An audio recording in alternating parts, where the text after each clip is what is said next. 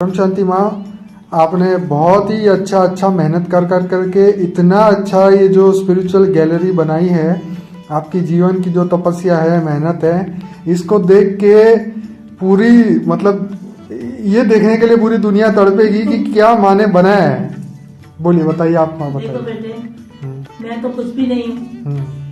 ये तो कराने वाला बड़ा है और जिससे वो कराना चाहता है उससे करा सकता है। वो अथाह शक्तिमान है। तो उसने मुझे सिलेक्ट किया कि मैंने ये जब ज्ञान समझा और मैंने उसको चित्रों द्वारा दिखाने की कोशिश की है। जो मैंने सोचा समझा ज्ञान को, उसको मैं प्रत्यक्ष करने के लिए मैंने ये चित्र बनाए हैं। और मेरी बचपन से तलाश थी कि भगवान कैसा है, कहाँ होगा, कहाँ मिलेगा, वो किस रूप में है। तो अनेक प्रश्न मेरे अंदर थे कि आकाश क्या है, आकाश के ऊपर क्या है। तो आकाश मुझे ऐसे लगता था बचपन में जैसे एक पिंजरे के अंदर में बंद हूँ। तो मैं ऐसे सोचती रहती थी बहुत ज्ञान के बारे में। तो उन प्रश्नों के जवाब मुझे बापूजी से मिले। बापूजी ने जब मुझे ज्ञान देना शुरू किया तो मैंने बापूजी को पहचान लिया। तो मुझे बापूजी ने जन्म से ही ज्ञान की आंख दी हुई थी। ज्ञान का सेल मेरे अंदर था जो बचपन से सत्य ज्ञान को ढूंढ रहा था। कभी भी मेरे मन में जो प्रश्न थे, हर प्रश्न के पर्दे खुलते गए और बापूजी मुझे ज्ञान देते गए। और मैं हैरान होती गई कि जो मेरे अंदर प्रश्न थे वो ही ज्ञान बापूजी मुझे दे रहे हैं। तो मेरे को दिव्य नेत्र आने लगा। दिव्य बुद्धि से मैं बापूजी के विराट रूप को देखने लगी। बापूजी के धाम को देखा, बापूजी के मूल स्थान को देखा, बापूजी कहाँ से आए हैं वो मैंने देखा। तो दिव्य बुद्धि खुलते खुलते मेरे सारे प्रश्नों के जवाबों की परतें खुलती गई। तो आज भी मेरे प्रश्नों के जवाब जो है काफी हद तक मुझे समझ में आ चुके हैं। तो इसलिए वाणियों में भी जिन्होंने वाणियां सुनी है, ब्रह्मा कुमारी में गए हैं लोग, उनको पता है कि दिल्ली की धरनी को सबको प्रणाम करना पड़ेगा। क्योंकि सबसे पहले जानने वाला, बापूजी को पहचानने वाली आत्मा जो है उसको कहते हैं कि दिल्ली जो है दिल लेने वाली है, भगवान का दिल लेने वाली दिल्ली होती है। तो दिल्ली इसलिए नाम पड़ा है, त्रिमूर्ति भवन भी नाम पड़ा है। और सारे नाम जो पढ़ते हैं ऐसे तो नहीं पढ़ते, कोई ना कोई रहस्य होता है, उसी रहस्य के द्वारा नाम पढ़ते हैं। तो बापूजी को तो मैंने भरपूर ज्ञान लिया है बापूजी से। और जो चित्र में उतारा वो तो कुछ भी नहीं है, वो तो एक मामूली ज्ञान है। जो चित्र में उतारा गया है वो तो छोटा सा थोड़ा सा उसका ज्ञान का एक अंश मात्र है। बाकी ज्ञान तो बापूजी ने इतना दिया है, अथाह ज्ञान दिया है, अनंत ज्ञान दिया है। बापूजी के ज्ञान का जो है वो बापूजी के ज्ञान का कहीं था नहीं पा सकते। बापूजी जो ज्ञान देते हैं, धरती का कागज बनाओ और जितनी भी वनस्पतियां पेड़ है उनके आप कलम बनाओ, और सागर जितने भी उनकी शाही बनाओ, तो भी तुम बेहद के बापूजी का ज्ञान नहीं समझ सकते, मतलब लिख नहीं सकते। उसको समझ सकते हो, समझने वाली भी मुट्ठी भर आत्मा होगी।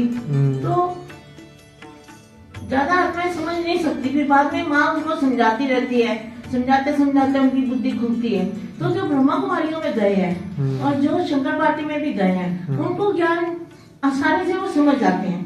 तो बाहर वाली दुनिया वाले भी समझेंगे ये तो ज्ञान इसका है, ब्रह्मांडों का है, गैलेक्सिया है, गैलेक्सी के ऊपर यूनिवर्स है, उसके ऊपर ग्रेट यूनिवर्स है, ग्रेट यूनिवर्स है। ऐसे करते करते 10 के ऊपर 500 बिंदी लगाओ, इतने यूनिवर्स जो है वो साइंस वालों ने भी बताए हैं। तो इसके ऊपर भी था दुनिया है।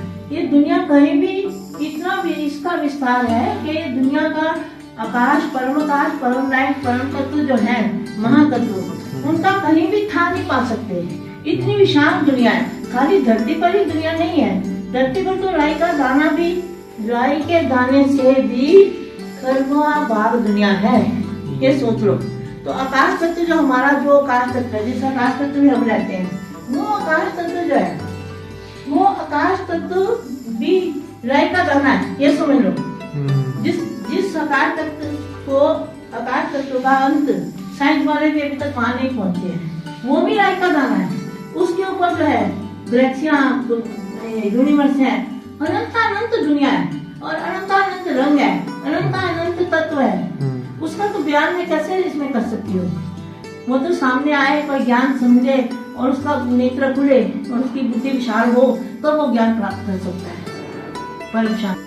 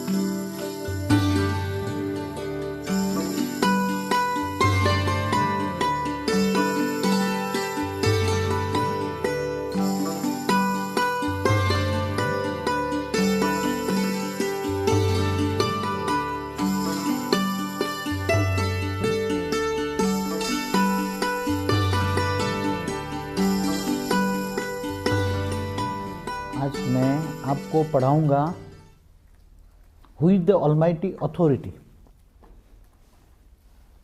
ऑलमाइटी अथॉरिटी किसको कहते हैं? जिनके पास सर्वसत्ता है, सर्वसत्ताधीश है, फिर भी वो कोमल है, दया का सागर है।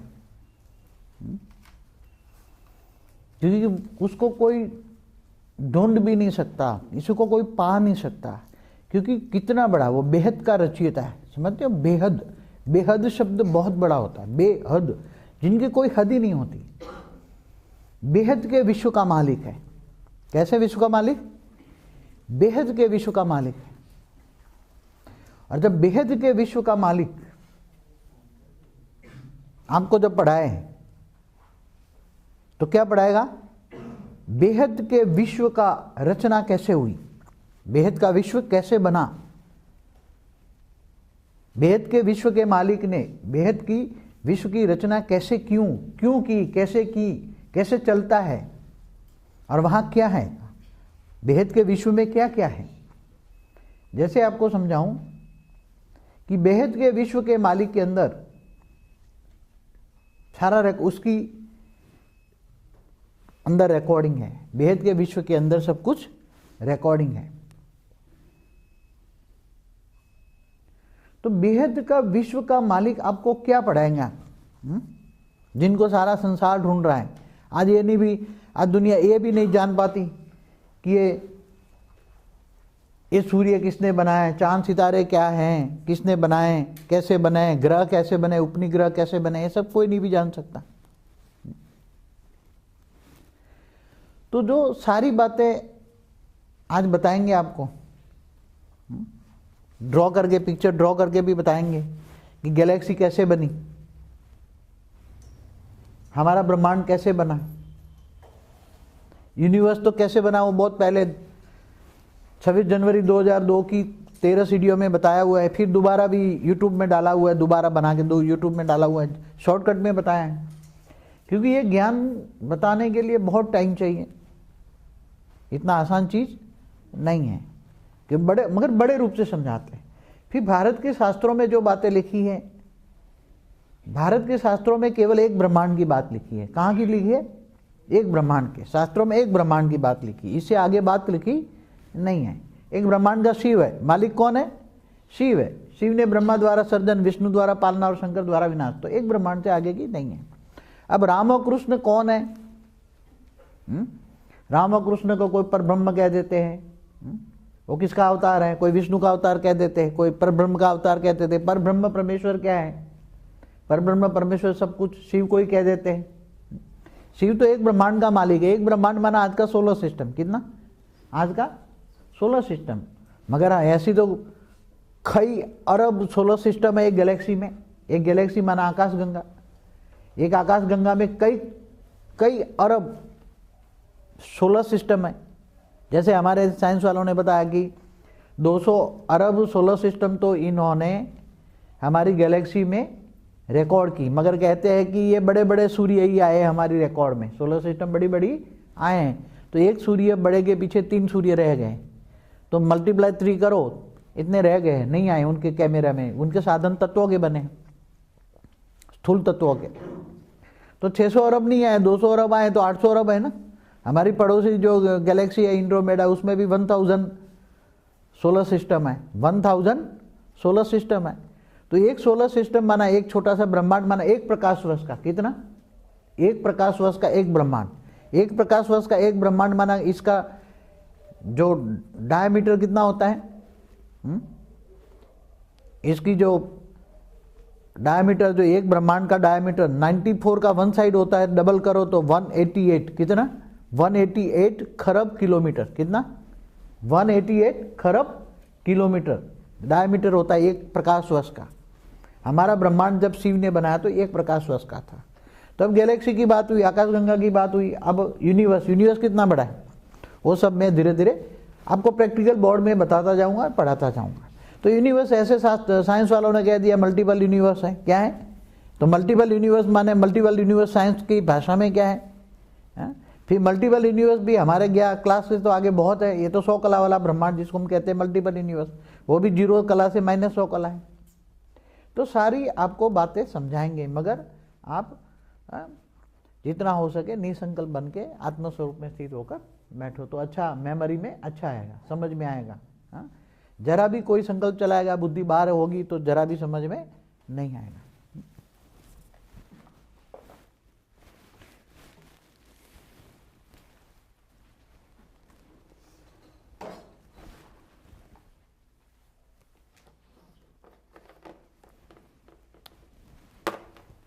अभी हम बताते हैं आपको कि हमारी गैलेक्सियां कैसे बनी, हमारी जो गैलेक्सी हैं कैसे बनी।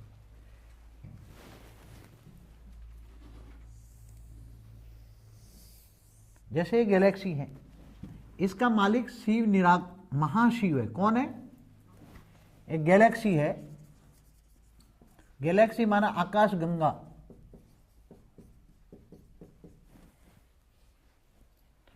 उसका मालिक है महाशिव।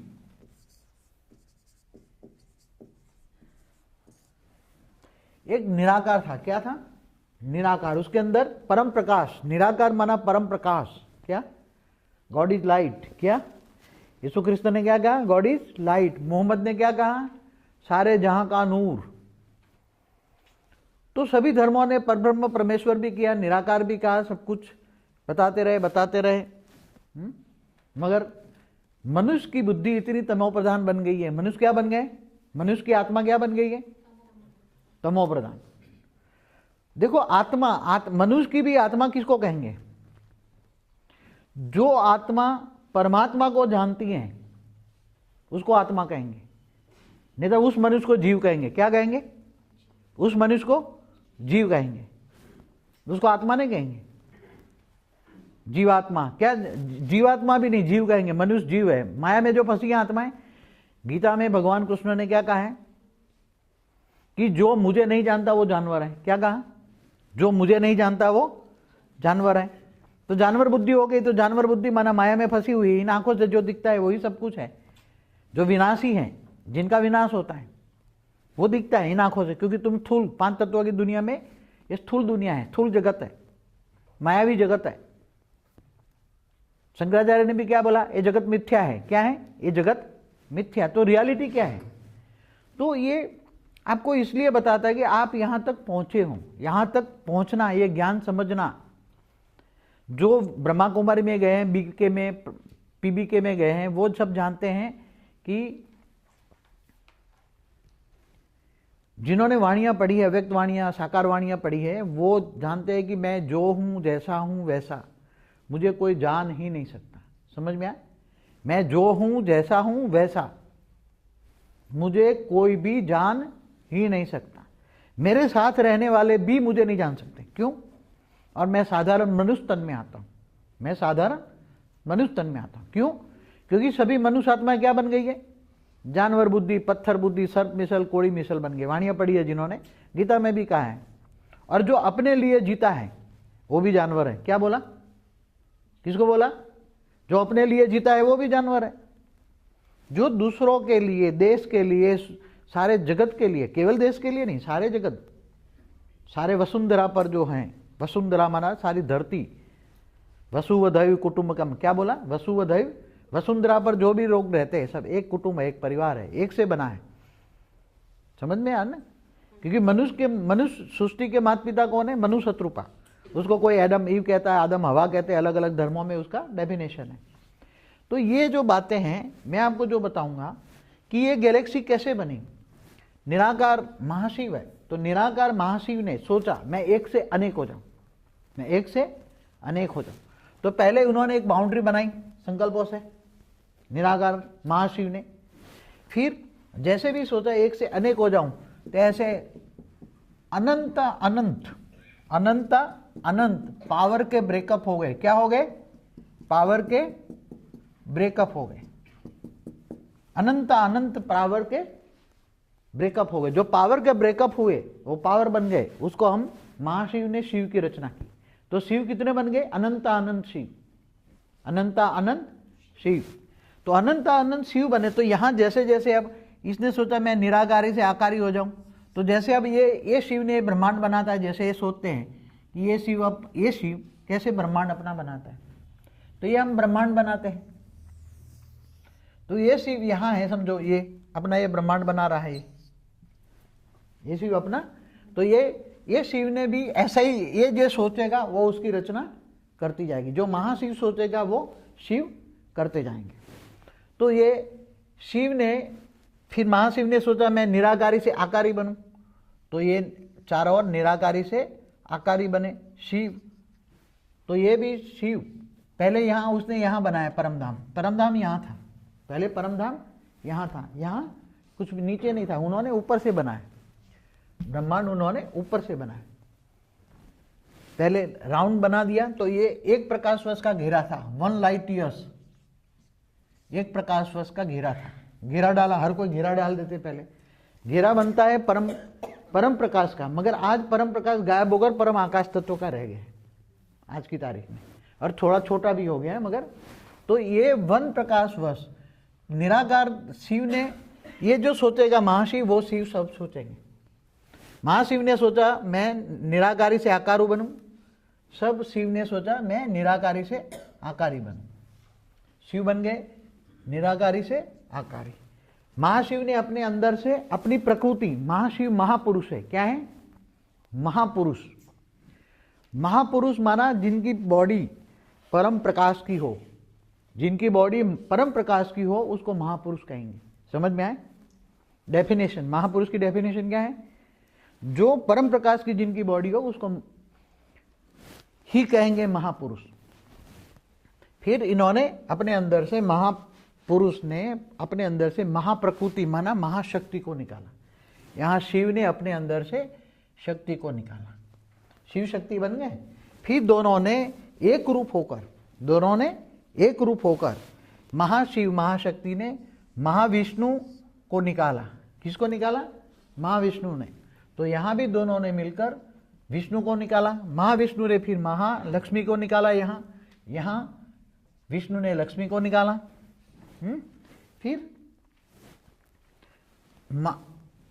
लक्ष्मी नारायण का कंबाइंड रूप विष्णु कहते हैं ना, तो महालक्ष्मी और महाविष्णु दोनों मिलकर एक ब्रह्मा को, विष्णु की नाभि से ब्रह्मा निकला। क्या निकला, विष्णु की नाभि से ब्रह्मा निकला। तो यहां महाब्रह्मा बना, यहां महाब्रह्मा बनता गया। महाब्रह्मा ने महासरस्वती को निकाला, महाब्रह्माणी निकाला। तो यहां फिर ब्रह्मा निकला, ब्रह्माणी निकला। ब्रह्मा सरस्वती लेटेस्ट वर्ड है, बहुत पुराना। तो ब्रह्मा ने अपनी ब्रह्माणी निकाला। क्या, ब्रह्मा को ब्रह्माणी कहेंगे। फिर इन लोगों ने भी जब आगे कंट्रोलिंग सिस्टम के लिए यहां महाइंद्र भी निकाला इन लोगों ने। तो यहां महाब्रह्मा महासरस्वती ने यहां महाइंद्र जैसी पावरफुल आत्माएं निकाली है। तो यहां ब्रह्मा ने जो पहले हमारा ब्रह्मांड बना था, ब्रह्मांड बना कितना, हमारा ब्रह्मांड बने कितना समय लगा है, हमारा ब्रह्मांड बने हुए ब्रह्मा का 50 साल पूरा हुआ। कितना, ब्रह्मा का 50 साल पूरा हुआ। और ब्रह्मा के 50 साल को एक परात कहते हैं। ये ब्रह्मांड की आयु है ब्रह्मा का 100 साल। कितना, ब्रह्मा का 100 साल। पहला परात एक 50 पूरा हो गया, दूसरा परात चलता है। दूसरा परात का ब्रह्मा का पहला दिन, उसका 7वां मनवंतर चल रहा है, और करीब 28वां युगांतर शायद पूरा हो गया है, 29 का चल रहा है युगांतर में। समझ में। तो काल चक्र है, समय, काल माना समय, काल माना पावर, काल माना गति, 3 शब्द है। तो ये काल, महाकाल का समय कैसे चलता है। तो जैसे महाब्रह्मा ने एक संकल्प किया, एक संकल्प से पहले जो सृष्टि रची, तो कितना ये सृष्टि, ये ब्रह्मांड रचे हुए कितना समय हुआ होगा, ये ब्रह्मांड रचे हुए कितना, ब्रह्मा का 50 साल। तो ब्रह्मा का 50 साल गिनो, दूसरे परात में भी 198 करोड़ साल हो गए दूसरे परात के। तो पहला परात माना जब सृष्टि रची, तब ब्रह्मा का एक दिन बराबर, ब्रह्मा का एक दिन बराबर 31 खरब 10 अरब 40 करोड़ साल होता है। कितना, ब्रह्मा का एक दिन माना 31 खरब 10 अरब 40 करोड़ साल होता है। तो उसको मल्टीप्लाई करो 50 से, इतना साल हुआ। कितना, ये ब्रह्मांड बने हुए हैं, हमारा जो ब्रह्मांड बना है, ऐसी तरह खरबों अरबों ब्रह्मांड बनने लगे एक साथ में, सिमिलर बने। कैसे बने? सिमिलर बनने लगे। तो ब्रह्मा ने एक संकल्प मात्र से जो बनाए वो पहले पहले फरिश्ता थे। क्या बनाए? ब्रह्मा ने जो भी बनाए सब फरिश्ता बनते गए, सब फरिश्ता थे, सब फरिश्ता। फरिश्ता माना परम पुरुष, समझ में आए? ये सब फरिश्ता बनते गए। तो फरिश्ताओं की दुनिया थी। कुरान में भी लिखा है कि खुदा ताला ने पहले फरिश्ता बनाए थे। बाइबल में भी लिखा है पहले फरिश्ताओं की दुनिया बनी थी। समझ में आए? फरिश्ता माना फर्श वालों से कोई रिश्ता ना हो, फर्श माना स्थूल जगत से कोई रिश्ता ना हो, किसी से कोई रिश्ता ना हो। तो फरिश्ता जितने बनाए माना परम पुरुष कहेंगे। हम क्या कहेंगे? परम पुरुष। फरिश्ता माना हमारे ऐसा, क्योंकि फरिश्ताओं की बॉडी, इसकी आत्मा है परम प्रकाश की बनी थी, और उसकी बॉडी 3 परम तत्वों से, परम आकाश, परम वायु और परम अग्नि से बनी थी। तो ये फरिश्ताओं ने अपने अंदर से, परम पुरुष ने अपने अंदर से सोचा, अपनी इच्छा अनुसार, अपनी इच्छा से प्रकृति को, परम प्रकृति को इन्होंने बाहर निकाला। प्रकृति कैसी थी? परम थी, परम प्रकृति थी, सुख देने वाली थी, बहुत अच्छी थी। तो हर कोई पुरुष और प्रकृति जो बनती है, परम पुरुष प्रकृति, फिर बेहिसाब सर्जन करते गए, वो भी सर्जन करते गए, चलते गए। तो जो वो पावर, अल्टीमेट एनर्जी जो होती है, धीरे धीरे लॉस होती है।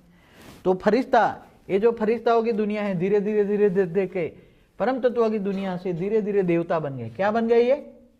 ये फरिश्ताओं की दुनिया बनी। फरिश्ता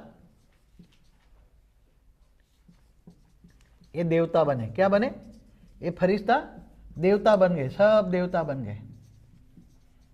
धीरे धीरे जो फरिश्ता की एनर्जी, परम तत्व की एनर्जी खत्म हो गई, तो वो फरिश्ता तत्वों में, देवताओं की दुनिया क्या होती है? 3 तत्वों की। देवताओं का शरीर कैसा होता है? आकाश, वायु और अग्नि, 3 तत्वों का। देवता उड़ सकते हैं, मगर फरिश्तों से नीचे आ गए। अब देवता भी जब धीरे धीरे मनुष्य बन जाते हैं, ये देवताओं की दुनिया, जब वो मनुष्य बन जाते हैं, देवता भी क्या बन जाते हैं? उसकी आत्मा की एनर्जी खत्म हो चुकी है। मल्टीपल अपनी कोई भी एनर्जी संकल्पों द्वारा सृष्टि बनाते हैं, संकल्प चलाते हैं, तो आत्मा की एनर्जी संकल्पों द्वारा एनर्जी वेस्ट होती है। आत्मा की एनर्जी कैसे वेस्ट होती है? संकल्पों द्वारा। जैसे सोचा और एनर्जी गई, वायुमंडल बनता गया। तो यहां भी सोचते गए, वायुमंडल बना। यहां भी ये परम धाम बना। पहले जो जहां शिव रहते हैं वो परम धाम बना। फिर नीचे फिर जहां विष्णु रहता है विष्णुपुरी बना। फिर जहां ब्रह्मा रहते हैं ब्रह्मापुरी बना। फिर फरिश्ताओं की दुनिया बनी। तो जो ब्रह्मा ने बना ना, सप्तर्षि बनाया, वो तो लेटेस्ट बाद में दोबारा बना गया होगा। कई बार ब्रह्मांड बनता है, बिगड़ता है। समझ में आया? तो देवता अब धीरे धीरे गिरने लगे, तो मनुष्य बने तो ब्रह्मा ने फिर ये धरती बना दी, एक धरती बना दी। धरती के ऊपर फिर वो मनुष्य बनने लगे। फिर मनुष्य अवतार में भी बहुत गिरते गए। मनुष्य अवतार में भी बहुत गिरते गए।